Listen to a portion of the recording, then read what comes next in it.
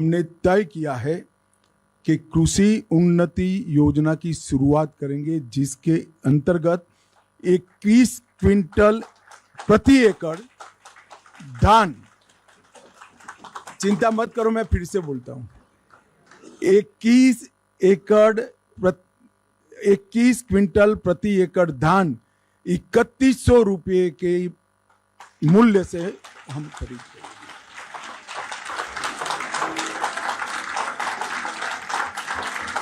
और इसके साथ साथ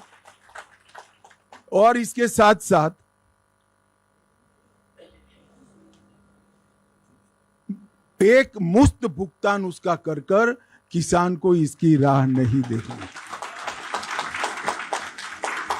मैं यहां पर एक स्पष्टता जरूर करना चाहूंगा छत्तीसगढ़ की जनता के सामने कि अभी 2700 रुपया जो मिल रहा है छत्तीसगढ़ की जनता को, इसमें से 2200 रुपया मोदी जी भेज रहे हैं और बघेल साहब 500 रुपया अंदर डालकर, वो भी लेट, एक साल लेट, 500 रुपया डालकर 2700 रुपये की क्रेडिट ले रहे हैं।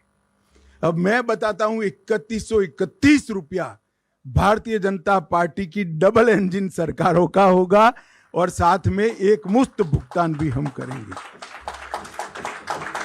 इन्होंने एक नया बहाना बनाया है कि भुगतान नहीं करना है, खरीद नहीं करनी है तो बारदान की उपलब्धि नहीं कराते हैं। हम ये भी स्पष्ट कर देते हैं कि बारदान की उपलब्धि धान की खरीदी के पहले ही पर्याप्त मात्रा में कर ली जाएगी। इन्होंने वादा किया था हर महीना महतारी वंदन योजना के तहत हम महिलाओं को कुछ मुआवजा देंगे, नहीं दिया। हमने तय कर लिया है कि 12,000 रुपया सालाना हर विवाहित महिला को देने का भारतीय जनता पार्टी निर्णय करेगी। इन्होंने 5 साल तक सरकारी पदों पर भर्तियों में करप्शन नहीं हो पाया, इसलिए भर्तियां रोक दी। जब तक उनकी उगाही नहीं होती है भर्ती नहीं करते हैं। इसके कारण भर्ती की स्पीड हो गई, मोल भाव देने वाला नहीं मिला तो भर्ती ही नहीं करना। इसके कारण ढेर सारे पद खाली रह गए। 1 लाख खाली पदों को सिर्फ 2 साल के अंदर समयबद्ध टाइम टेबल तय कर हम इसकी भर्ती करेंगे। 18 लाख प्रधानमंत्री आवास योजना के घर बनाएंगे और छत्तीसगढ़ के हर घर में निर्मल जल नल से पहुंचाने का हम कार्यक्रम करेंगे।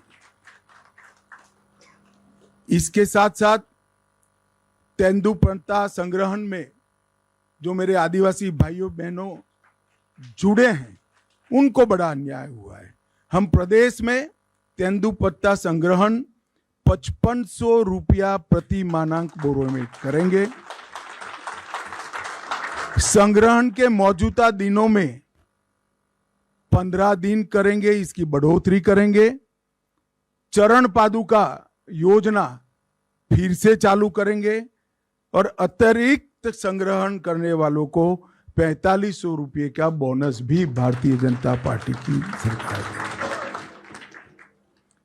भूमिहीन खेतीहर मजदूरों को दीनदयाल उपाध्याय कृषि मजदूर कल्याण योजना के तहत 10,000 रुपये की सालाना मदद करने का काम भारतीय जनता पार्टी करेगी।